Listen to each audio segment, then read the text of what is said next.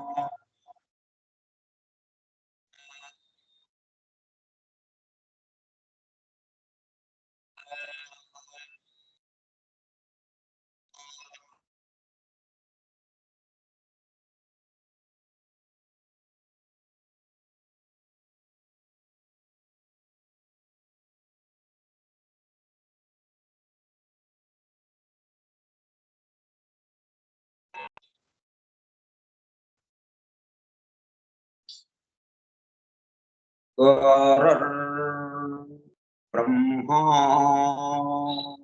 गुरुर्विष्णुः गुरुर्देवो महेश्वरः गुरुः साक्षात् परं ब्रह्म तस्मै श्री गुरवे नमः। व्यासं वसिष्ठनप्ता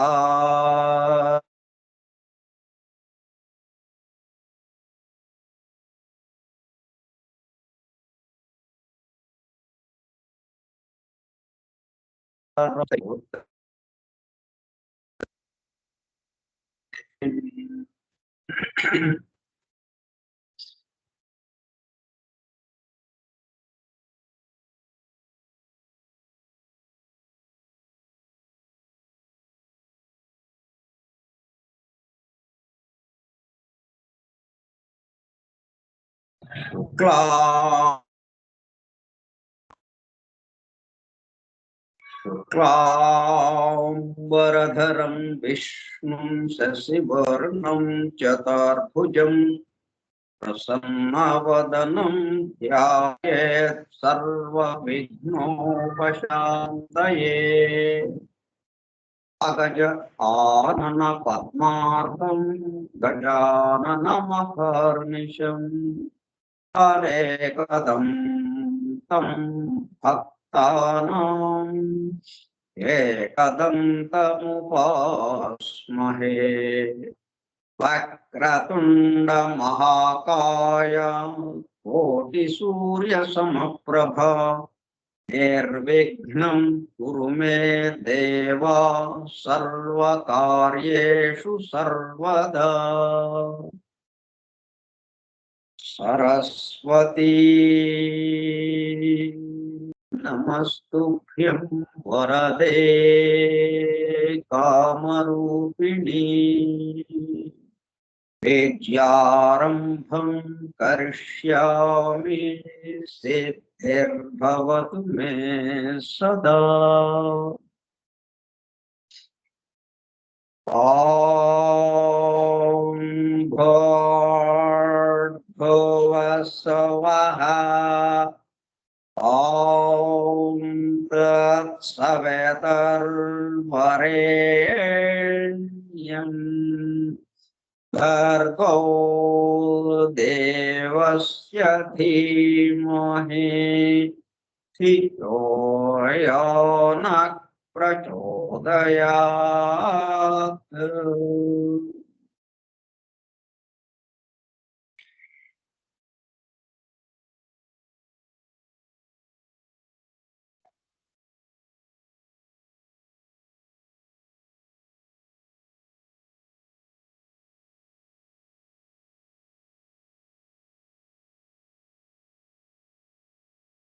Vasudeva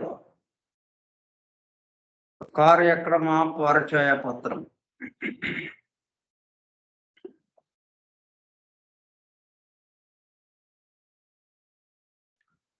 forum for truth seekers, సత్యాన్వేషకుల బృందం.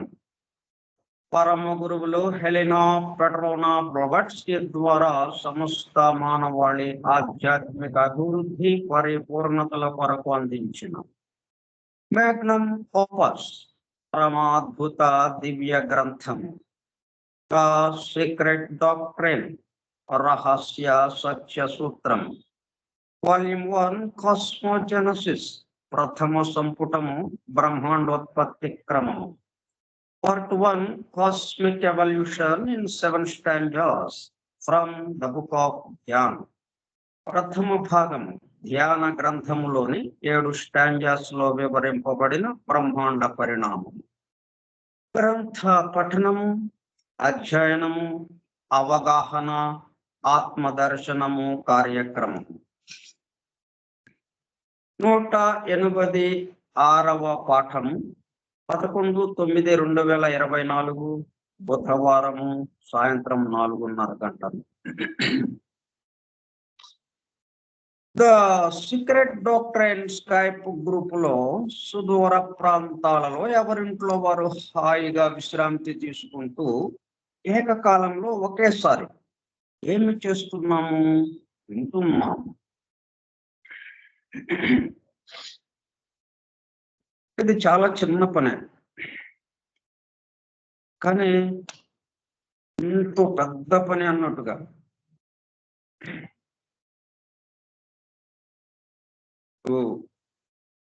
స్వాతంత్ర దినోత్సవం, రిపబ్లిక్ దినోత్సవం ఎన్నో ఏర్పాట్లు చేయబడతాయి ప్రారంభానికి ముందు. ఎప్పుడు ఒకేలాగా. ఇట్లాగే ఒక యజ్ఞము, ఏదైనా ఒక బృహత్తర కార్యక్రమము ఉంది అంటే దానికి ప్రారంభించడానికి ముందుగా కొన్ని తప్పనిసరిగా చేయటం ఉంటుంది, కొన్ని విధి విధానాలు. అట్లాగా మనం ఈ సామాన్యమైన విషయంగా మనం చెప్పుకోవటం లేదు. మన వ్యక్తిగత విషయాలు అన్వయించుకుంటూ మన వ్యక్తిగత విషయాలు మన వరకే కాకుండా ఈ సమస్త విశ్వానికి సంబంధంగా ఉంది. ఆ విశ్వము, మనము ఒకదానికొకటి పరిపూరకంగా ఇక్కడ ఉన్నాము అని సమస్త విశ్వము వస్తుంది, మన గురించిన విషయము వస్తుంది. అటువంటి బృహత్తరమైనటువంటి కార్యక్రమం చిన్నదిలాగా మనం నెమ్మదిగా చేసుకుంటున్నాం. దానికి తగిన విధంగా ప్రారంభానికి ముందు ఆ విధి విధానాలు ఏవైతే ఉన్నాయో, అంటే ఆ ప్రారంభానికి ముందు ఉన్న విధి విధానాలే మనం ప్రారంభించిన తరువాత విషయం ఏదైతే ఉందో అది మనలో చేరటానికి వీలుగా సంసిద్ధపరచబడుతుంది. అందుకోసం ఏమి వింటున్నాము? శాస్త్ర సాంకేతిక రంగంలో ఎంతో వేగముగా పురోగమిస్తున్న ప్రస్తుత కాలంలోనే మానవాళి అదే వేగముతో ఆధ్యాత్మిక రంగంలో కూడా పురోగమించుటకు వీలుగా ప్రపంచంలోని అన్ని జాతుల, మతముల పవిత్ర గ్రంథములలో పొడుపు కథల రూపంలో అర్థము అయి అవనట్లుగా ఉన్న సృష్టి రహస్యములను, సృష్టి అమరిక కూర్పును బహిర్గతం చేసి మానవాళికి అందించి వాటి అవగాహన ద్వారా ఆత్మదర్శనము పొందుట అను దివ్య ప్రణాళిక అమలు పరచబడుటకు పరమ గురువులు మేడం హెలినా పెట్రోనా బ్లావెట్స్కీ ద్వారా అత్యద్భుతముగా అందించిన ద సీక్రెట్ డాక్ట్రిన్ గ్రంథంలో బాహాటముగా ఇవ్వబడిన అతి నిగూఢములైన సృష్టి రహస్యములు, వాటి మూలము, గ్రంథ హృదయమును చేరు పద్ధతులు తెలుసుకోవాలనే తీవ్ర ఇచ్ఛతో, తపనతో సత్యాన్వేషణలో భాగముగా ఎన్నో నిగూఢ విషయములను మరింత లోతుగా తెలుసుకుంటూ సత్యమును చేరు ప్రయత్నంలో మనమందరము ఇక్కడ చేరాము. దానితో పాటు ఆధునిక విజ్ఞానం యొక్క దృష్టి పథము నుండి తప్పిపోయిన తత్వ దర్శన అన్వేషణలో అనగా సత్యాన్వేషణ కొరకు కూడా ఈ గ్రంథము దగ్గరకు వచ్చాము. The true student of the secret doctrine is a జ్ఞాన యోగి అని మేడం బ్లాగట్స్కి తన చివరి రోజులలో అన్న మాటలను నిజం చేయటానికి మనమందరము జ్ఞాన యోగిగా అవుటకు కూడా ఇక్కడ చేరాము. గత 2 సంవత్సరముల 8 నెలల కాలం పాటు సీక్రెట్ డాక్ట్రైన్ గురించి తెలుసుకోవడానికి ప్రయత్నించిన మనము ప్రస్తుతము ఇక్కడ చేరి ద సీక్రెట్ డాక్ట్రైన్ ను తెలుసుకుంటూ ఆపై సమస్త విశ్వముగా రూపుదాల్చిన ద సీక్రెట్ డాక్ట్రైన్ యందు ప్రవేశించి ద సీక్రెట్ డాక్ట్రైన్ గా స్వస్థితి యందు మేల్కాంచుటకు చేస్తున్న చిరు ప్రయత్నమే ఈ కార్యక్రమం. ఇప్పుడు 2 సంవత్సరముల 8 నెలల కాలం పాటు దాని చుట్టూ తిరిగాం. సీక్రెట్ డాక్ట్రైన్ చుట్టూ దాని గురించి తెలుసుకోవడానికి ప్రయత్నించాం. ద డివైన్ ప్లాన్, దివ్య జ్ఞాన Prabodhini, foundations of esoteric philosophy, ఇట్లా ఈ 3 గ్రంథాలు మనం అధ్యయనం చేసుకుంటూ అప్పటికి ఎంతకాలం అయింది? 32 నెలల కాలం పట్టింది. అంటే మనకి 33 కోట్ల దేవతలు. ఇప్పుడు 33వ దాంట్లోకి వచ్చాము. ఇక మేసనరీలో చూస్తే 33వ డిగ్రీకి అన్నట్టుగా ఈ దేవతల దగ్గరికి వచ్చినప్పుడు కల్లా ఈ సమస్త విశ్వము నిర్వహింపబడుతుంది 33 కోట్ల దేవతలతో. అంటే 33 సమూహాలు, దేవతా సమూహాలతో, దేవతా గణములతో, 33 రకముల దేవతా గణములతో ఈ సమస్తము నిర్వహింపబడుతుంది. దానికి సంకేతంగా మనం ఇప్పుడు 33వ దాంట్లోకి వచ్చాము. 33వ నెల గడుస్తుంది అన్నట్టుగా. ఈ దివ్య జ్ఞాన మహాయజ్ఞ కార్యక్రమంలో పాల్గొని చెవి యొక్కి వినుచున్నా, అనగా ఒళ్ళంతా చెవులు చేసుకుని వినుచున్న ప్రియ సత్యాన్వేషక సోదర శ్రోతలందరికీ నమస్కారం.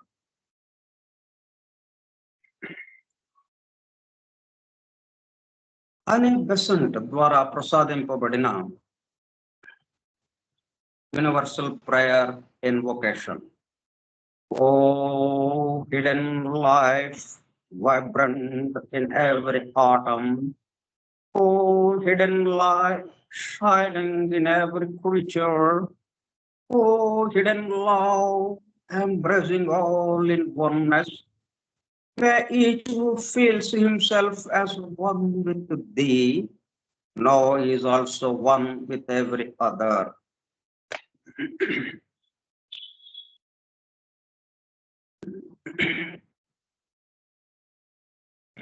మనం స్టాంజా 1లోని 9వ శ్లోకం ప్రథమ భాగానికి సంబంధించిన వివరణ చెప్పుకుంటున్నాం.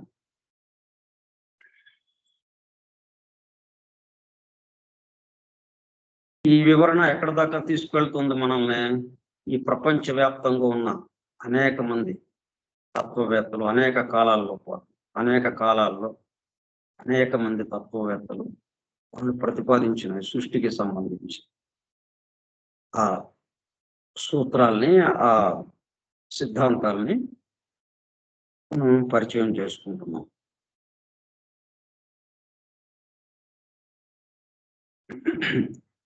ఎందుకు అంటే ఈ ప్రళయ స్థితిలో, మొత్తం ప్రళయ స్థితికి వెళ్ళినప్పుడు డాంగ్మా ఎక్కడ ఉందంటే 3వ కన్ను, తెరుచుకున్న 3వ కన్ను ఎక్కడ ఉంది, ఎట్లా ఉంటుంది అన్నట్టుగా ఉండదు కదా, ఏమీ ఉండదు కదా, మొత్తం శూన్యమైపోతుంది కదా, ఒక్కటిగా అయిపోయి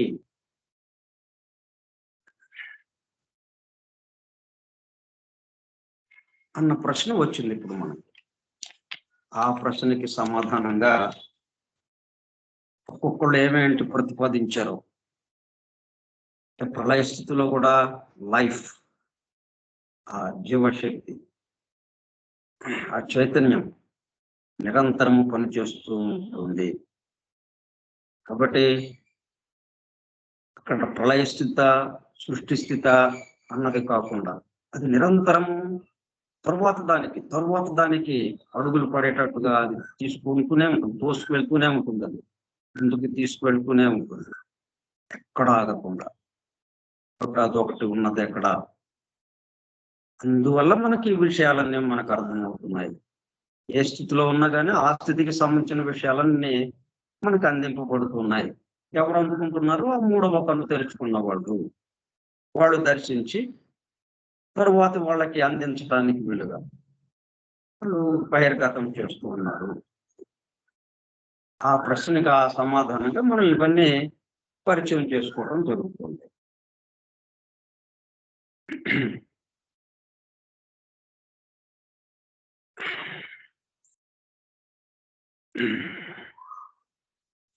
ఇక్కడ ఏం చెప్పారంటే చివరగా, perhaps the closest approximation made by European speculation to the Hindu Advaita doctrines similarly falls far short of the reality.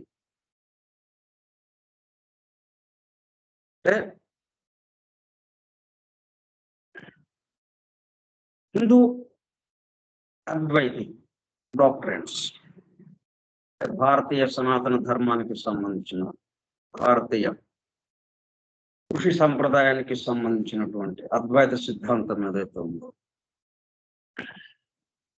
దానికి కొంచెం దగ్గరగా వచ్చారు. అది ఫార్ షార్ట్. ఎవరు? యూరోపియన్, ప్రాచ్య దేశాల్లో ఉన్నటువంటి మిగతా యూరోపియన్ కంట్రీస్ లో ఉన్నటువంటి పడమర దేశాల్లో ఉన్నటువంటి ఆ తత్వవేత్తలు వాళ్ళ యొక్క ఆలోచన ధోరణి చాలా దగ్గరగా వచ్చింది. అయితే ఇక్కడ ఏంటి జరిగింది? రేషనల్ రీజనింగ్తో, సైన్స్ పరంగా శాస్త్రీయంగా రుజువుపరుస్తూ, వీళ్ళు శాస్త్రీయంగా రుజువుపరుస్తూ చెప్పేటప్పటికల్లా ఏమైంది? మొత్తం బహిర్గతం అవుతుంది, మొత్తం మానవాళికి అందింపబడుతుంది. అంతేగానిక కొంతమంది వరకు అది పరిమితం, ఉపదేశ దీక్ష పొందిన వారికి మాత్రమే పరిమితం అన్నది లేకుండా, ఇక్కడ భారతీయ ఋషి వాంగ్మయం వచ్చిన అడుగులా పూర్తిగా అది అలగరికల్ గా ఉండి సంకేతాత్మకంగా అర్థవాదాలతో నిండి ఉండి, అది తెలుసుకోవాలి అంటే ప్రత్యేకంగా ఉపదేశ దీక్ష పొందిన వారికి మాత్రమే అన్నట్టుగా అక్కడ ఇది ఉన్నది. అంటే దీని దాకా వాళ్ళు రాలేకపోయినప్పుడు ప్రజాబాహుళ్యానికి అందించడంలో మాత్రం వాళ్ళు ముందున్నారు. అందువల్ల ఇప్పుడు ఏంటి, మనం ఆధ్యాత్మిక విషయాలు మనకి అవగతం కావాలి అంటే మొత్తం గ్రంథాలన్నీ ఎక్కడి నుంచి వస్తున్నాయి? మొత్తం అమెరికా, లేకపోతే ఈ యూరోప్ కంట్రీస్ వీళ్ళ దగ్గర నుంచి వస్తున్నాయి. తమాషాగా చూడాలి మరి.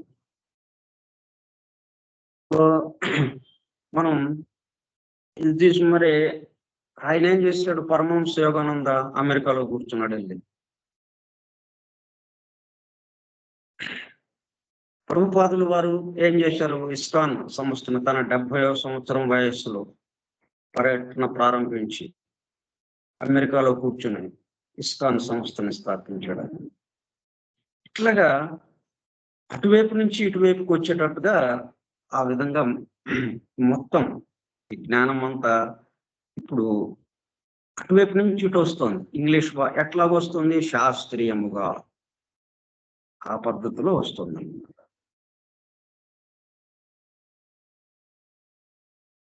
అయినప్పటికీ కొంత, అంటే పూర్తిగా రాలేకపోయినప్పటికీ ఈ అద్వైత సిద్ధాంతానికి సంబంధించిన పూర్తి విషయం వాళ్ళకి అందినా కానీ దాన్ని బయటకి బహిరంగపరచడంలో, ఈ శాస్త్రీయంగా రుజువుపరచడంలో కొంత వెనుకబడి ఉండవచ్చు. కానీ ప్రజాబాహుళ్యానికి చేర్చడంలో వాళ్ళు ముందున్నారు.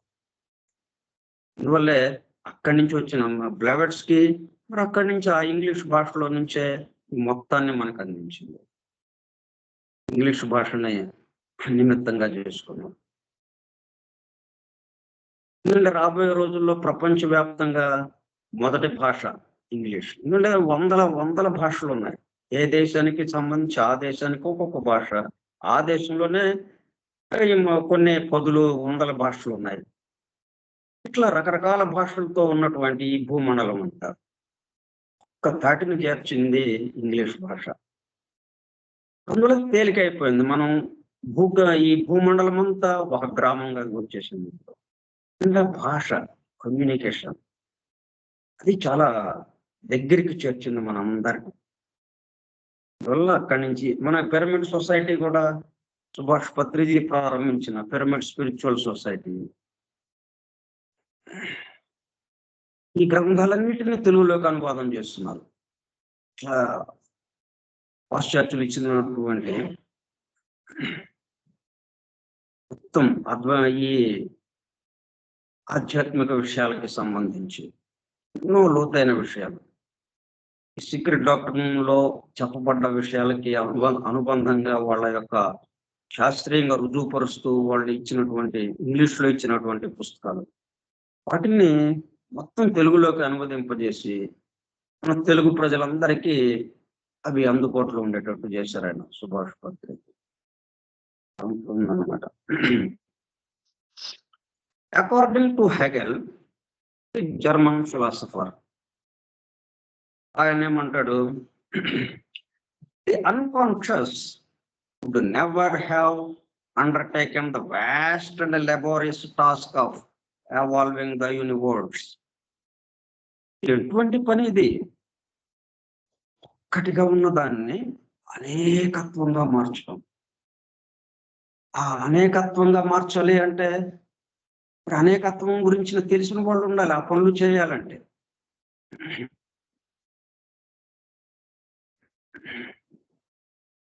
వాళ్ళందరినీ దగ్గర పెట్టుకుని వాళ్ళతో ఈ పనులన్నీ చేపిస్తున్నారు. మనమేమో ఆ ఒక్కటిగా ఉన్నది, తనకు తనున్నది, ఏమీ లేనిది అన్నట్టుగా మనం చెప్తున్నాం. అన్కాన్షియస్ అన్నట్టుగా, ఇప్పుడుగా ఎరుక లేని, స్పృహలో లేని అన్నట్టుగా అన్కాన్షియస్. అట్లా అన్కాన్షియస్ గా ఉన్నది ప్రళయ స్థితిలో, నిద్రా స్థితిలో ఉంది అన్నట్టుగా మనం అనుకుంటున్నాం కదా. మొత్తం ఏకమైపోయింది, ఇంకా ఏమీ లేదు అక్కడ, శూన్యం మాత్రమే ఉంది అన్నట్టుగా. అట్లా శూన్య స్థితిలో ఉన్నది మొత్తం ఈ సృష్టి అంతటిని ఎట్లాగా నిర్వహించగలదు అని ప్రశ్న వేశాడు ఆయన హెగెల్. ఆ ప్రశ్న మరి ఇప్పుడు మనకి 9వ శ్లోకానికి సంబంధించినటువంటి ప్రశ్నతో మొదలు పెట్టుకున్నాను. హెగెల్ గురించిన ఇదే ప్రశ్న ఆయన కూడా వేశాడు. Unconscious would never have undertaken vast and laborious task.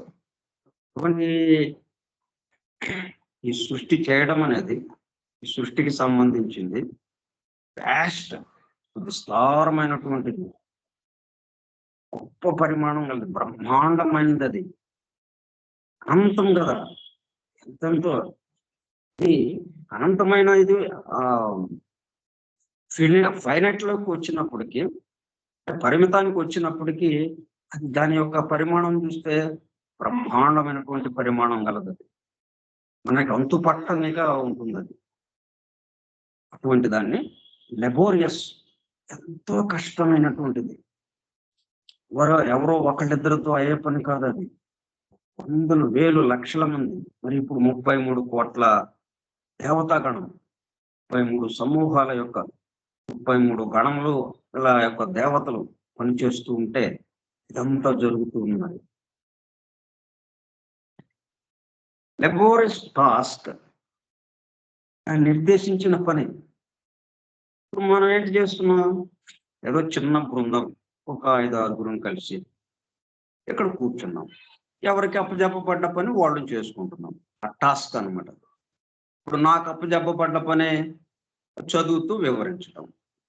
మీకు అప్పజెప్పబడ్డ టాస్క్ ఏంటి? మీ టాస్క్ వినడం. సమయానికి ఇక్కడ కూర్చుని అందరం ఒక చోట కూర్చుని, ఎవరింట్లో వాళ్ళు ఉండొచ్చు, కానీ మరి స్క్రీన్ మీద చూస్తే, ఫోన్ యొక్క స్క్రీన్ మీద అందరం ఒక చోట ఉన్నాం, పక్క పక్కనే. చాలా దూరంగా ఉన్నాం మనం. భౌతికంగా చూస్తే. కానీ ఫోన్‌లో చూస్తే పక్క పక్కన కూర్చున్నాం.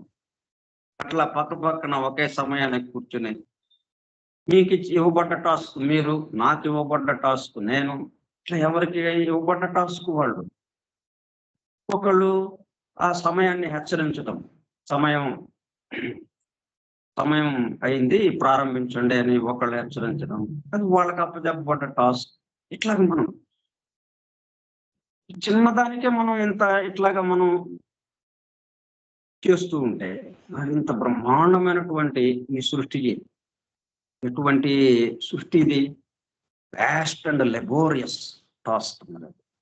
ఇంత కష్టమైన కఠినమైన పనిని అంతమంది కలిసి చేస్తుంటే ఎట్లా చేయగలుగుతారు? అన్‌కాన్షియస్ గా ఉంటే మూలము. మూలము అన్‌కాన్షియస్ గా ఉంది అనంటే కుదరని పనది. Life is there. చైతన్యం నిరంతరము కదలికతో ఉన్నటువంటి చైతన్యం ఒకటి అక్కడ ఉండడం వల్ల ఇది జరుగుతుంది అని అన్నట్టుగా. Of evolving the universe. Task of evolving the universe.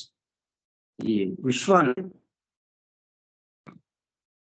పరిణమింపచేయటం, క్రమ వికాసం చెందింపజేయటం. Except in the hope of attaining clear self-consciousness.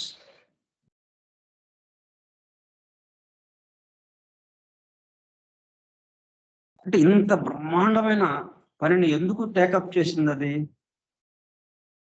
ఉత్తినే చేసిందా? ఇంత అద్భుతమైనటువంటి పనిని ఎందుకు ఇది చేపట్టింది అంటే ఏదో కారణం ఉంది. ఏంటి ఆ కారణం? Accept in the hope of attaining clear self consciousness. స్వస్థితిని మేల్కొల్చడం, తన స్వస్థితి యందు మేల్కొల్చడం. అందుకోసం ఇది ఇంత బ్రహ్మాండమైనటువంటి అత్యంత కఠినతరమైన కష్టమైనటువంటి పని అయినప్పటికీ, కఠినమైనటువంటి పని, బరువైన పని అయినప్పటికీ ఇది చేపట్టింది అంటే అన్‌కాన్షియస్ ఆ పరమాత్మ తత్వం ఎందుకు చేపట్టింది ఇది?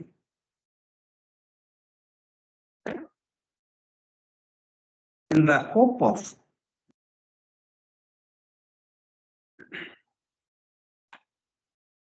Attaining clear self consciousness. తన స్వస్థితి యందు తాను మేల్కొల్చడం. అనేకత్వంలో ఉంటూనే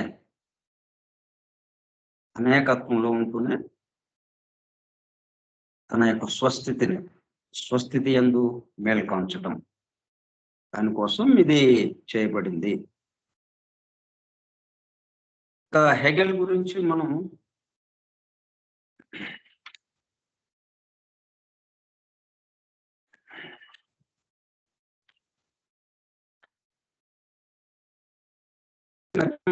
ఫిలాసఫర్ అని చెప్పుకున్నాం కదా. ఆయన చెప్పిన విషయాలు 2, 3 సంగ్రహంగా చెప్పుకుందాం. Absolute idealism. Reality is found fundamentally spiritual. Absolute spirit. ఏదైనా యథార్థత వాస్తవం ఉంది అంటే ఇప్పుడు ఎందుకంటే మనకి తెలిసింది మొత్తం కూడా మనకి తెలిసింది ఏదైనా కానీ ప్రారంభము ముగింపు ఉంటా ఉంది. ఆది అంతము ఉంటుంది. ప్రతిదీ కనిపిస్తుంది, కనుమరుగైపోతుంది. ఏది శాశ్వతంగా నిలబట్టలేదు. ఇది రియాలిటీ అంటే యథార్థంగా వాస్తవంగా ఎల్లప్పుడూ ఉండేది ఒకటి ఉండాలి. ఇవి ఇలాగా జరుగుతున్నాయంటే దీనికి ఆధారంగా యథార్థంగా వాస్తవంగా ఉన్నది, కదలిక లేనిది దీనికి ఆధారమైంది. కదలికకు ఆధారమైనది ఏదో ఒకటి ఉండాలి. అది తప్పనిసరిగా స్పిరిచువల్ గా అవుతుంది. అది అంటే పరమాత్మకి సంబంధించిందిగా, ఆత్మ సంబంధంగా అది ఉండి ఉంటుంది అనేది ఒక ప్రతిపాదన ఆయన చేసింది. అట్లాగే డయలెక్టిక్స్ మనం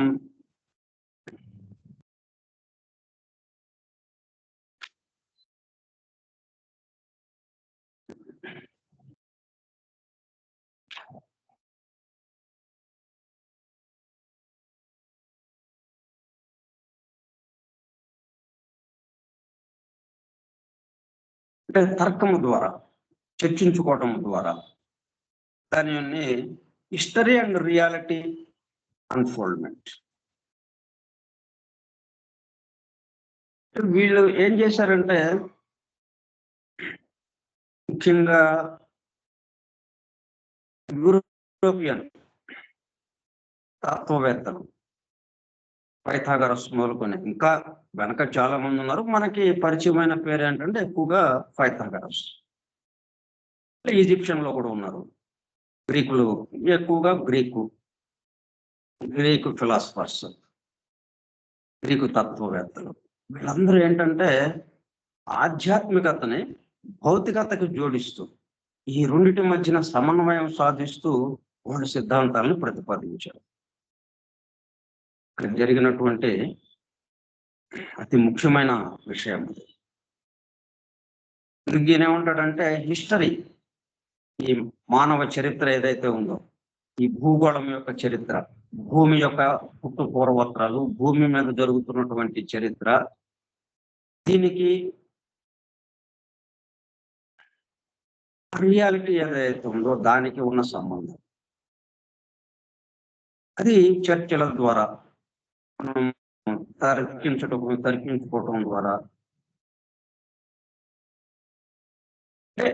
దీంట్లో ఉన్నటువంటి ఆధ్యాత్మికతకు సంబంధించి సృష్టికి సంబంధించినటువంటి ధర్మాలు, సృష్టి పూర్వం, సృష్టింపబడక ముందు ఉన్నటువంటి ధర్మాలు ఏవైతే ఉన్నాయో, ఆ ప్రకృతి నియమ నిబంధనలు, ప్రకృతి సూత్రాలు, ఇవి వీటికి అనుగుణంగానే ఈ చరిత్ర జరుగుతుంది. చరిత్ర అంటే మనకు వాస్తవంగా యథార్థంగా జరుగుతుంది. ఏ ఏ రోజున ఎవరెవరు ఉన్నారు, ఏ ఏ కాలంలో ఎవరెవరు ఏ ఏ పద్ధతుల్లో వాళ్ళు జీవించారు, వాళ్ళ యొక్క స్వభావాలు ఏంటి, వాళ్ళ ఆకారాలు, వాళ్ళ స్వరూప స్వభావాలు, వాళ్ళ ప్రవర్తన రీతులు, వాళ్ళ ఆలోచన ధోరణులు, ఇట్లాగా హిస్టరీ వాస్తవంగా ఉన్నది. దాంట్లో ఏ మాత్రం ఊహ లేదు. యథార్థంగా జరిగిన విషయాన్ని మనం హిస్టరీగా చెప్పుకుంటాం. హిస్టరీ అని అన్నామంటే, చరిత్ర అని అన్నామంటే, ఆ చరిత్రకి సంబంధించి ఏ విషయం చెప్పుకున్నా కానీ అది పూర్తి యథార్థత, ఏమాత్రము ఊహలకు పోకుండా వాస్తవంగా జరిగిందే మనకి చరిత్రలో అందింపబడుతుంది. ఆ చరిత్ర ఎలా జరుగుతుంది?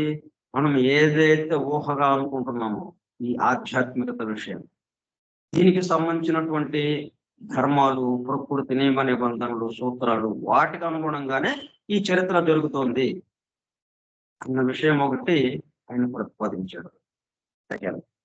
అట్లాగే unity of opposites, contradictions are necessary, ఒకదానికొకటి విరుద్ధమైనటువంటి. అంటే సృష్టి ప్రారంభమే అట్లాగా ఉంది. రెండు శక్తులు, విరుద్ధ శక్తులతో అది పనిచేస్తూ ఉంది. సెంట్రిఫ్యూగల్, సెంట్రిపెటల్, ఆసురి శక్తి, దైవీ శక్తి, ఈ రెండు విరుద్ధ శక్తులతో ఇది పనిచేస్తుంది. అక్కడ తప్పనిసరి అది లేకపోతే ఏదో ఒక శక్తి మాత్రమే ఉంటే అలాగా వెళ్ళిపోతుంది ఆ శక్తికి తగినట్టుగా. దాన్ని నిరోధించేది ఇంకోటి ఉండాలి. అప్పుడే అనేకత్వంలోకి రావడానికి అవకాశం ఉంటుంది. లేకపోతే ఏకత్వమే ఉండిపోతుంది. ఏకత్వము అనేకత్వం కావాలి. అనేకత్వం కావాలంటే తప్పనిసరిగా కాంట్రాడిక్షన్స్, ఒకదానికి ఒకటి విరుద్ధమైన విషయాలు అక్కడ ఉండాలి. అది చాలా అవసరం. దానివల్ల ఏమవుతుంది? పరిణామంలో అభివృద్ధి చెందుతుంది. అలా ఏకత్వ భావంలోకి వెళ్ళటానికి అది దారి చూపిస్తుంది. బట్ అది necessary for development and eventually reconciled at higher levels.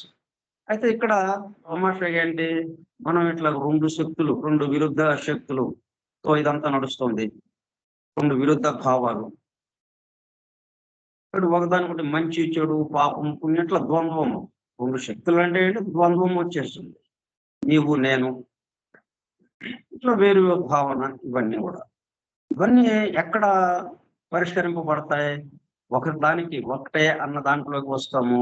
Higher levels, ఆత్మస్థాయిలోకి వెళ్ళేటప్పటికి ఈ సమస్తము తన యందు జరుగుతోంది, ఒకడి యందు జరుగుతోంది. ఇప్పుడు మనం పుట్టిన దగ్గర నుంచి ఇప్పుడు దాకా మనం ప్రయాణం చేస్తూ ఉన్నాం. అన్ని ఎన్నో ఎన్నో రకాలైనటువంటి అనుభవాలు, మన జీవిత అనుభవాలు, ఎన్నో విషయాలు తెలుసుకున్నాం. ఎన్నో రకాలుగా ప్రవర్తించాం. ఈ మొత్తం కలిపి ఎక్కడ జరిగింది? మన ఒక్కళ్ళలోనే నా జరిగింది. మనం ఒక్కదానికే ఈ మాదిరిగా ఉంటే ఇదంతా మళ్ళా ఎక్కడ జరుగుతుంది? ఒకడిలోనే జరుగుతుంది. మనలో ఎట్లాగైతే మనం ఒక్కడిలో పుట్టిన దగ్గర నుంచి ఇప్పటి వరకు మనం ఒక్కసారి వెనక్కి తిరిగి చూసుకుంటే ఎన్నెన్ని మార్పులు, ఎన్నెన్ని విషయాలు మొత్తం నా ఒక్కడిలో జరిగింది, నాలో జరిగింది, నా ద్వారా జరిగింది. అట్లాగే ఈ సమస్త విశ్వానికి సంబంధించి ఒకటిలోనే ఇదంతా జరుగుతుంది.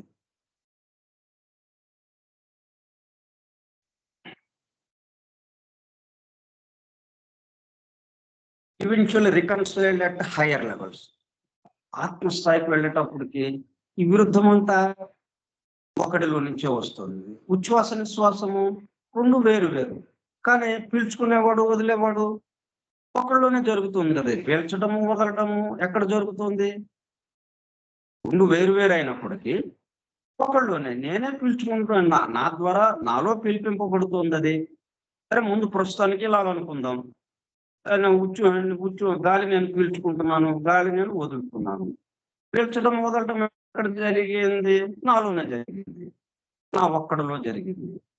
అట్లాగే మీలో, అట్లాగే వాళ్ళలో, వీరిలో, మొత్తం సమస్త జీవుల్లోనూ ఎవరికి వాళ్ళుగా జరుగుతున్నట్టుగా ఉంది అది. ఈ మొత్తాన్ని తీసుకువెళ్ళి అంటే ఇక్కడ మనకు తెలిసిపోతుంది. ఇప్పుడు రెండు విరుద్ధ శక్తులు మనలో జరుగుతుంటే ఈ రెండిటికి కామన్ గా ఉన్నటువంటి, ఈ రెండిటికి సాక్షిగా ఉన్నటువంటి వాడు ఒకడు ఇక్కడ ఉన్నాడు. నేను అనేది సాక్షి కదా. మరి నేను చూస్తూ ఉన్నాను, నాలో ఈ రెండు జరుగుతున్నాయి. అట్లా హయ్యర్ లెవెల్స్కి వెళ్ళేటప్పుడు కల్లా విరుద్ధ శక్తులు అన్నదల్లా, ద్వంద్వము అన్నదల్లా మనకి అద్వైతంలోకి వచ్చేస్తుంది, ఏకత్వంలోకి వచ్చేస్తుంది అని అదొకటి ప్రతిపాదన ఆయన చేసింది. ది అబ్సల్యూట్ అల్టిమేట్ రియాలిటీ, సమస్తానికి సంబంధించి ఒకే ఒక్కటి ఉన్నది, అబ్సల్యూట్ పరిపూర్ణమైనది. అట్లా ఇంకొకటి వరల్డ్ స్పిరిట్స్. అబ్సల్యూట్ అంటే ఈ ప్రపంచానికి సంబంధించి, ఈ భౌతిక ప్రపంచం అని ఏదైతే మనం అనుకుంటున్నామో ఈ మొత్తానికి సంబంధించి ఒక ఆత్మ. మనం ఏది చెప్పుకున్నా కానీ అది 7 రకాలుగా కలిసి ఉంటుంది. ఆత్మ దగ్గర నుంచి ఈ భూలోకం దాకా అన్నట్టుగా, ఈ భౌతిక పదార్థం వరకు, ఆత్మ దగ్గర మొదలు పెట్టుకుని భౌతిక పదార్థం వరకు ఏది తీసుకున్నా కానీ, ఒక ఈశ్వరుని తీసుకున్నా ఆత్మ దగ్గర నుంచి ఉండాల్సిందే. దానికి మనకు కనిపిస్తుంది భౌతిక పదార్థమే అయినప్పటికీ అది కలిగి ఉన్నది మిగతా మొత్తం కలిపి. అట్లాగా వరల్డ్ స్పిరిట్, ఈ ప్రపంచం, భౌతిక ప్రపంచం, స్థూల జగత్తు అన్నాము. స్థూల జగత్తు ఎట్లాగా వచ్చింది? The absolute manifests itself in history through the development of human consciousness and culture. ఆ పరమాత్మ తత్వం ఏదైతే ఉందో, ఆ పరిపూర్ణుడు ఏదైతే ఉందో, పరిపూర్ణత్వం, అబ్సల్యూట్, అది వ్యక్తమవుతోంది ఎట్లాగా? హిస్టరీగా, చరిత్రగా. మనం చరిత్రని, ఆధ్యాత్మికతని విడదీయకుండా, ఆధ్యాత్మికత ఏదైతే ఉందో అది చరిత్రగా వ్యక్తమవుతూ ఉంది ఇక్కడ అన్నట్టుగా ప్రతిపాదించాడు ఆయన. ఎట్లాగా వ్యక్తమవుతుంది? Through the development of human consciousness and culture. మానవుడి యొక్క ప్రజ్ఞా వికాసం. మానవుడు ప్రజ్ఞా వికాసం అంటే ఆ నిద్రాణ స్థితి నుంచి క్రమక్రమంగా మేల్కోవడం.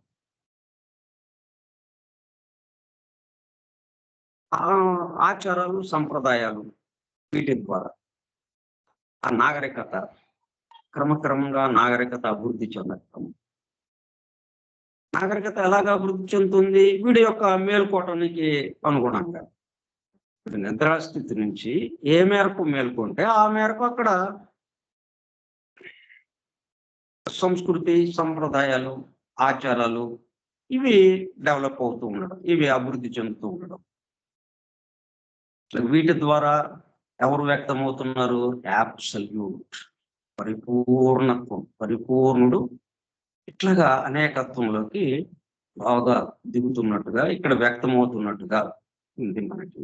యాజ్ హిస్టరీ అంటే భౌతిక ప్రపంచం లేకుండా ఆయన్ని చెప్పుకోవటం అసాధ్యం. ఆయన చెప్పుకోవాలి అంటే ఈ భౌతిక ప్రపంచం ద్వారానే. లేకపోతే ఎలా చెప్పగలం మనం? ఆయన ఉన్నాడు అని ఎలా చెప్పగలం? ఏమో ఎట్లా తెలుస్తుంది మనకి? ఇది ఉంది కాబట్టి, మన ఎదురుగా ఉన్న ఈ ప్రపంచం ఉంది కాబట్టి ఆయన తప్పనిసరిగా ఉండి ఉండాలి. ఎందుకంటే ఆయన లేకుండా ఇది ఉండదు కాబట్టి. ఇది మన ఎదురుగా ఉన్నది ఉంది అంటే దీనికి ఆధారం ఎవరో ఉండి ఉండాలి. కాబట్టి ఆధారమైన వాడు ఉన్నాడు కాబట్టి వాడు ఇలా వ్యక్తమవుతున్నాడు. వాడిని తెలుసుకోవాలి అంటే మన చుట్టూ ఉన్నది తెలుసుకోవటం. మన చుట్టూ ఉన్న దానితో మనం పొందికగా దాంతో మనం హార్మోనైజ్గా ఉండటం అనేది, సామరస్యంగా ఉండడం అనేది, సమరసతతో ఉండడము మన చుట్టూ ఉన్నదాంతో. ఎందుకంటే మన చుట్టూ ఉన్నది ఆయన కాబట్టి. ఆయన యొక్క వ్యక్త రూపము మన చుట్టూ ఉన్నది ఈ స్థూల జగత్తంతా. అట్లా ఆయన ప్రతిపాదించడం.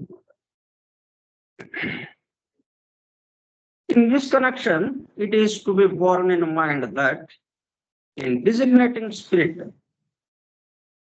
which the European pantheists use as equivalent to Parabrahman, spirit అనే వాళ్ళ పదాన్ని ఉపయోగించారు అంటే అది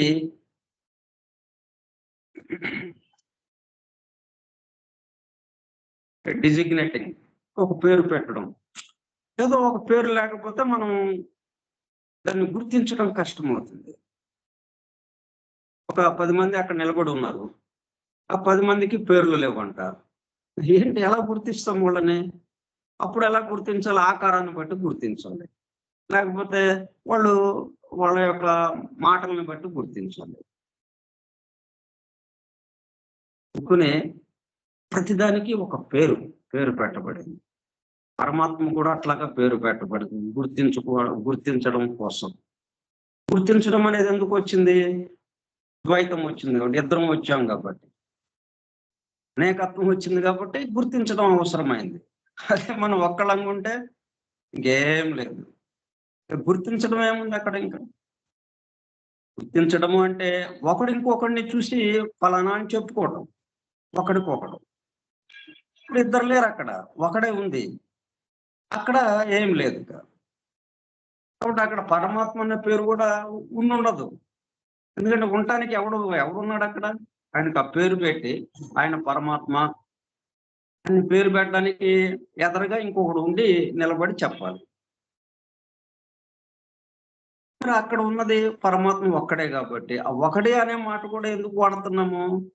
ఒక్కటి అని ఎందుకు వాడుతున్నాము? మనం అనేకం ఇక్కడ ఉండబట్టి ఒక్కటంటే కానీ మనకు అర్థం కాదు. పరమాత్మ అంటే ఏంటి అన్నట్టుగా అయిపోతుంది మనకి. ఒక్కడే ఉన్నాడు అక్కడ అంటే ఇంతమంది లేరు, ఇంతమందిగా ఆయన రూపాంతరం చెందాడు, కానీ ఉన్నది మాత్రం ఒకడే, ఇన్ని రూపాలుగా ఉన్నాడు అని చెప్పడం కోసం మనం ఒకటి అని అనుకుంటాం.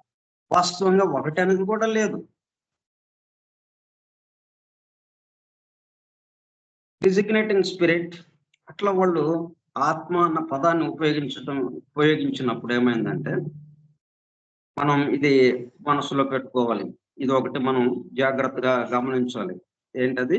which the European pantheists use. European తత్వవేత్తలు, pantheists అంటే someone who believes that God and the universe are the same thing. ఇంత దాకా వెళ్ళారు చూడండి వాళ్ళు తత్వవేత్తలు. వాళ్ళ దర్శనం God and the universe are the same. సృష్టికర్త, సృష్టి కొన్నిటి మధ్యన భేదం లేదు. భేదం, ఆ భేదాన్ని వాళ్ళు దర్శించగలిగారు. ఇట్లా సృష్టికర్త ఒక చోట, సృష్టి ఒక చోట ఉండటానికి అవకాశం లేదు. సాలెగూడు, సాలెపురుగు వేరువేరుగా ఉండటానికి అవకాశం లేదు. కలిసి ఉండాల్సిందే. సాలెపురుగు ఎక్కడో ఒక చోట ఆ గూడు కట్టి అది ఇంకో చోటకి వెళ్తుందా? సాలెపురుగు ఆ గూడు కట్టడం అయిపోయింది. ఓకే, మళ్ళీ ఇంకో చోట మళ్ళీ వెళ్ళి గూడు కడతానండి అని వెళ్తుందా? లేదు. తను కట్టుకున్న గూడులో తను ఉండటమే. తనకి తను నిర్మించినటువంటి ఆ గూడుకి ఇంకా అభేదం. తనే గూడు, గూడే తను. అట్లాగే సృష్టికర్త, సృష్టి వేరువేరుగా ఉండటానికి అవకాశమే లేదు. ఆయన లేకుండా సృష్టి ఎలాగా నిర్మింపబడుతుంది? తనతోనే ఈ సృష్టి అంతా నిర్మింపబడింది. అంటే వేరే పదార్థము ఇంకో చోట లేదు ఇక. తనే పదార్థంగా మారి. అందుకే మనం పురుషుడు, ప్రకృతి రెండుగా మారింది. Root substance, pre cosmic root substance, pre cosmic ideation. ఈ విశ్వానికి ముందు, ఈ సృష్టికి ముందు ఉన్నటువంటి పదార్థంగా ఒకటి, పురుషుడుగా ఒకటి. ఈ రెండు మళ్ళీ ఒక చోట నుంచి వచ్చింది. ఒకడే రెండుగా మారాడు. ఆ రెండుగా మారి ఇట్లా ఇంత అనేకత్వంలోకి వచ్చేసాడు. మొత్తం రూపాలన్నిటికీ కావలసిన పదార్థము ఆయనే. ఆ పదార్థాన్ని నడిపే, ఆ రూపాన్ని నడిపే జీవము ఆయనే. మనకి కొన్ని లక్షల ఇళ్లలో ఇదంతా మనకి విద్యుత్ శక్తి ఉంది. విద్యుత్ శక్తితో నడపబడే గృహోపకరణాలు ఉన్నాయి. మన ఇంట్లో బల్బు వెలుగుతుందంటే మనకొక విద్యుత్ శక్తి. మన పక్కింట్లో బల్బు వెలుగుతుందంటే అది ఇంకొక రకం విద్యుత్ శక్తి కాదు కదా. మన ఇంట్లో మన బల్బునే ఏ విద్యుత్ శక్తి వెలిగిస్తుందో, మన పక్కింట్లో బల్బునే అదే విద్యుత్ శక్తి వెలిగిస్తుంది. అంటే మొత్తం గృహోపకరణాలు ఈ ప్రపంచవ్యాప్తంగా ఎన్ని గృహోపకరణాలు ఉన్నాయో, విద్యుత్ శక్తితో నడిచేటటువంటి యంత్రాలు ఎన్ని ఉన్నాయో, మొత్తం ఒకే ఒక విద్యుత్ శక్తి నడిపిస్తుంది. ఇక్కడ రెండో విద్యుత్ శక్తి అంటాము మనం. ఇది ఒక రకం విద్యుత్ శక్తి అండి, అదొక రకం విద్యుత్ శక్తి అని రెండు విద్యుత్ శక్తులు ఉన్నాయండి ఇక్కడ. ఒక విద్యుత్ శక్తితోనేమో అవి నడుస్తున్నాయండి, ఇంకో విద్యుత్ శక్తితో ఇది నడుస్తుందండి అని అనం కదా. కాకపోతే ఆ విద్యుత్ శక్తే, ఆ ఒకటే క్రమక్రమంగా ఆ శక్తిని తగ్గించుకుంటుంది. ఎందుకంటే మనం అట్టడుగున ఉన్నటువంటి ఆ భౌతిక స్థితిలో ఉన్నటువంటి విషయం, ఆ వస్తువులు వాటిని తట్టుకునేటట్టుగా అది తన శక్తిని తగ్గించుకుంటూ వచ్చింది. ఉన్న శక్తిని ఉన్నట్టుగా మనం బల్బులోకి వస్తే బల్బు మాడిపోతుంది, ఫెయిల్ అయిపోతుంది, పట్ మన పగిలిపోతుంది. ఎందుకనే తట్టుకోలేక అంత శక్తిని. కాబట్టి ఈ భౌతిక స్థితిలోకి అది దిగి రావటానికి తన శక్తిని తగ్గించుకుంటూ వచ్చింది తప్పితే ఇంకొకటి లేదు ఇక్కడ. ఇలా ఈ యూరోపియన్ తత్వవేత్తలు ఆ విధంగా రెండింటిని దర్శించగలిగారు. సృష్టికర్త, సృష్టి మధ్యన అభేదాన్ని వాళ్ళు దర్శించగలిగారు. సృష్టి నిండా ఎవరున్నారు? సృష్టికర్త. ఆ స్పిరిట్ అన్న పదాన్ని వాళ్ళు ఉపయోగించినప్పుడు ఏ అర్థంతో అన్నారు వాళ్ళు? డిజిగ్నేటింగ్ స్పిరిట్, ఆత్మ అని వాళ్ళు. స్పిరిట్ అనే పదాన్ని మనం ఉపయోగిద్దాం. వాళ్ళు ఉపయోగించిన పదం అది స్పిరిట్. వచ్చి the European pantheists as equivalent to పరబ్రహ్మం. ఇక్కడ భారతీయ వేదవాంగ్మయమే చెబుతుందో, భారతీయ సనాతన ధర్మం ఏదైతే చెప్తుందో ఆ పరబ్రహ్మాన్ని వాళ్ళు స్పిరిట్ అన్నదానిగా ఆ పదాన్ని సమానార్థకంగా ఉపయోగించారు వాళ్ళు. As unconscious, they do not attach to that expression of spirit as unconscious. అంటే ఇక్కడ ఇంకోటి ఏంటంటే ఆ పరబ్రహ్మం కూర్చుని ఇవన్నీ చేస్తున్నాడు కదా. ఇప్పుడు రాష్ట్రపతిని ఏమంటాం మనం? అధ్యక్షుడు. రాష్ట్రం మొత్తం, దేశం మొత్తం ఆయనేనా నడుపుతున్నాడు? కానీ ఒక్కటి ఆయనంతటా ఆయన చేసింది ఏమన్నా ఉందా దాంట్లో? మయాధ్యక్షేణ. అందుకే దీంట్లో ఏం చెప్పాడు భగవద్గీతలో? మయాధ్యక్షేణ ప్రకృతి సూయతే సచరాచరం. అట్లా నిలబడి ఉంటాడు.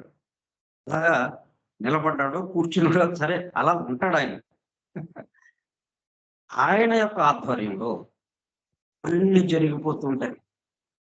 దేశానికి సంబంధించిన వ్యవహారాలన్నీ, అట్లాగే సృష్టికి సంబంధించిన వ్యవహారాలన్నీ ప్రకృతి మాత చేసుకుంటూ వెళ్ళిపోతుంది సమస్తం. ఆ ముగ్గురమ్మల అమ్మ, ముగ్గురమ్మల అమ్మ జగన్మాత చేసుకుంటూ వెళ్ళిపోతుంది. ఆ మాత్రలోనే Brahma Vishnu మహేశ్వరులు పనిచేస్తుంటారు.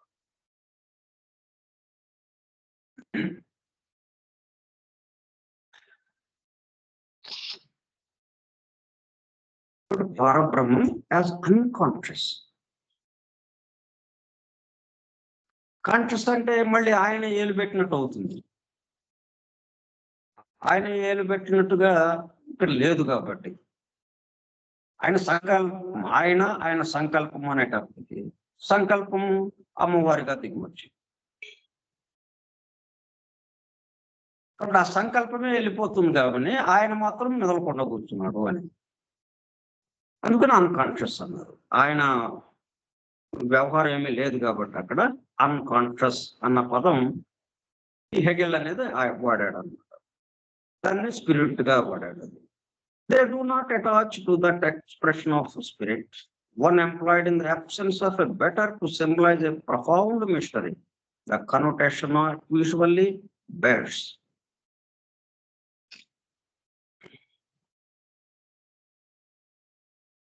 One employed in the absence of a better.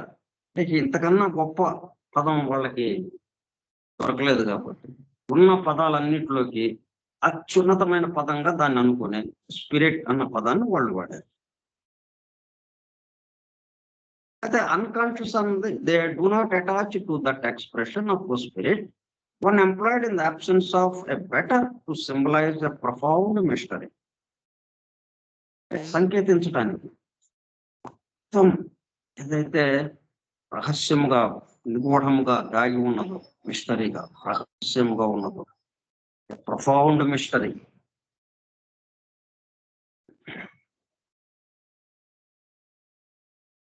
The connotation it usually bears. ఆ అర్థాన్ని ఇచ్చేటట్టుగా, ఆ పరబ్రహ్మము అన్న అర్థాన్ని ఇచ్చేటట్టుగా ఆ పదాన్ని వాళ్ళు ఉపయోగించారు. ఎవరు? ఈ ప్యాంథిస్ట్స్.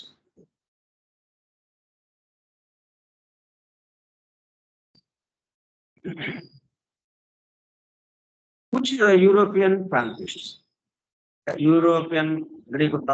యూరోపియన్ తత్వవేత్తలు ఎవరెవరైతే ఉన్నారో వాళ్ళందరూ కూడా ప్యాంథిస్ట్స్ అంటారు.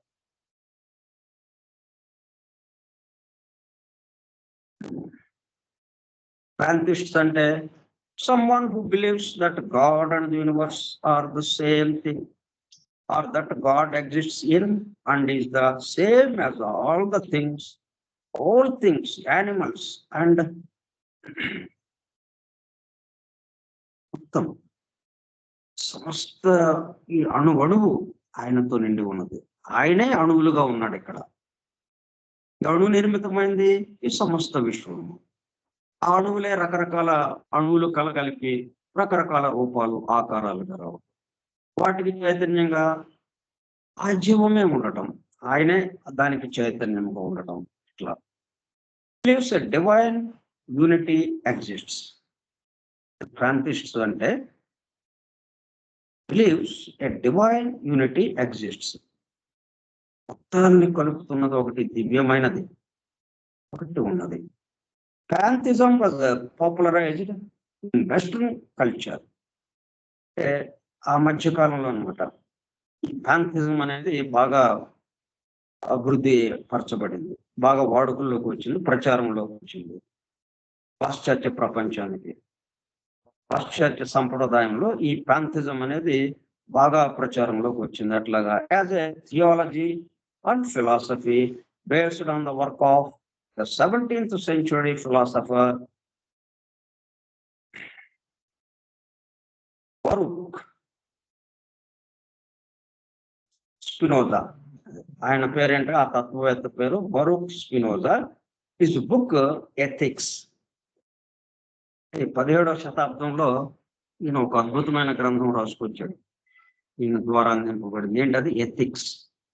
దాని ద్వారా ఈ పాంథిజం అనేది బాగా ప్రచారంలోకి వచ్చింది.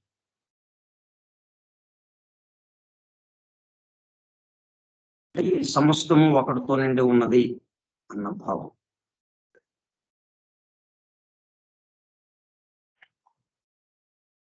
సరే, మనం ఏం చేద్దామంటే మనకి వేణుగోపాలరావు గారు, మన సోదరులు వేణుగోపాలరావు గారు, మన సోదర బృందంలోనే ఒక సోదరులు వేణుగోపాలరావు గారు తరచుగా ఆ నెంబర్స్ గురించి అడుగుతున్నారు. 70 అనే దానికి సంబంధించి సీక్రెట్ డాక్టర్ను 90వ పేజీ, 91వ పేజీలో, 114వ పేజీలో అలాగ వచ్చింది. అంటే అది ఎక్కడికి వచ్చిందనమాట? 3వ స్టాంజా, 4వ స్టాంజాకి సంబంధించిన వివరణ ఇచ్చేటప్పుడు అది దాన్ని చెప్పుకుంటా వచ్చారు. దాన్ని ఉదాహరించారు. 5 అంటే 22/7, దానికి 3.31415 అలాగా వచ్చింది. సరే, ట్రయాంగిల్ ఈ మాదిరిగా దాన్ని ఎట్లాగా ట్రయాంగిల్, స్క్వేరు, స్ట్రైట్ లైన్. 1 అంటే స్ట్రైట్ లైన్, నిలువు గీత. 3 అంటే ట్రయాంగిల్, 4 అంటే స్క్వేర్, 5 అంటే 5 పాయింటెడ్ స్టార్. ఇట్లాగా ఒక స్టార్ లాగా పెంటాగన్ ఆకారంతో ఉన్నటువంటి ఇది ఏంటంటే సృష్టికి పూర్వమే ఇవన్నీ ఉన్నాయి.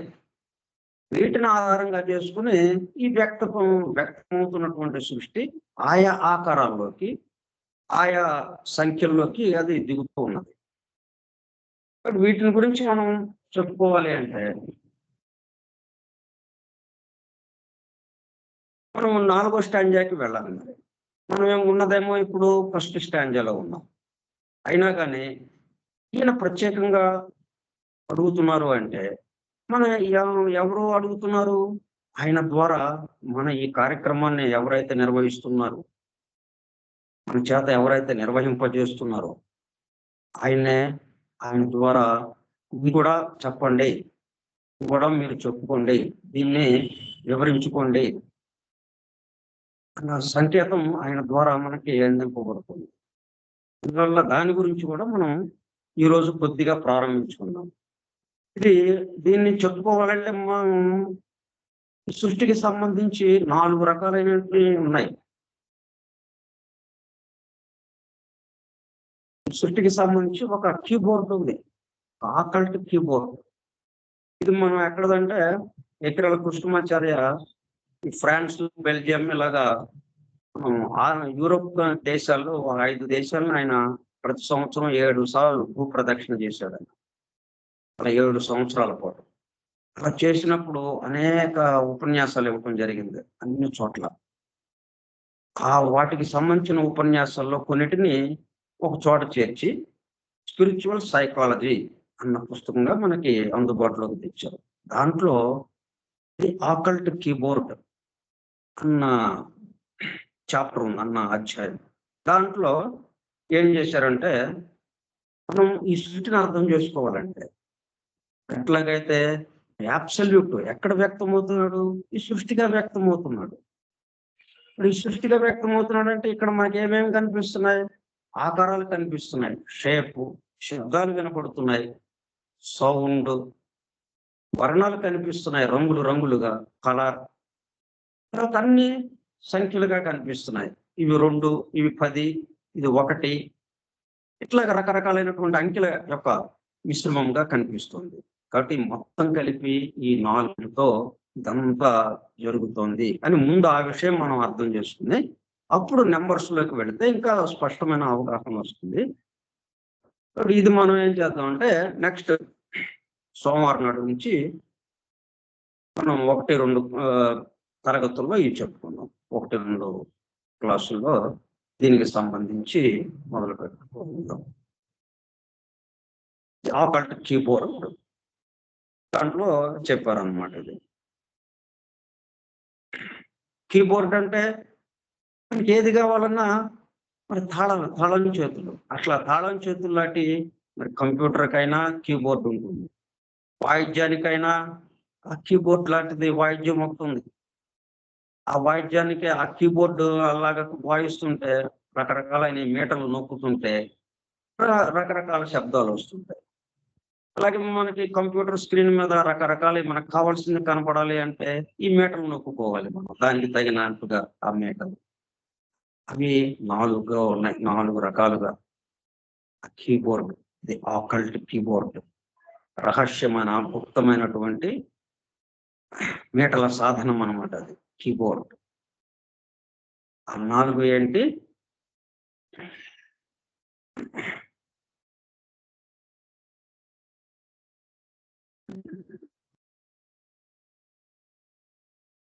Shape, colour, sound, numbers.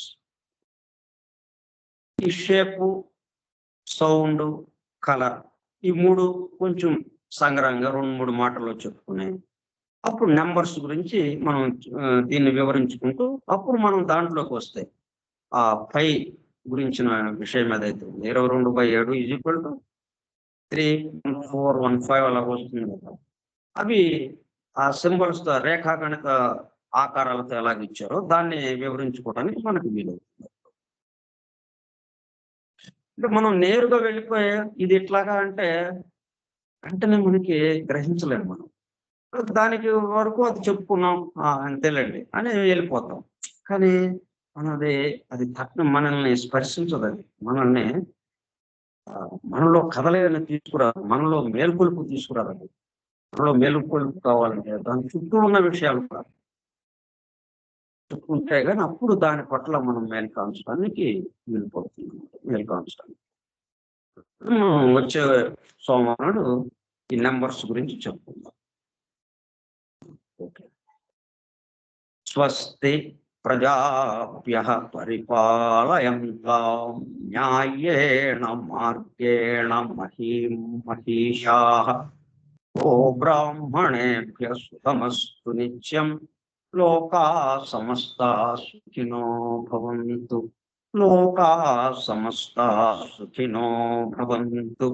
లోకాః సమస్తాః సుఖినో భవంతు. ఓం శాంతి శాంతి శాంతి. వాసుదేవ.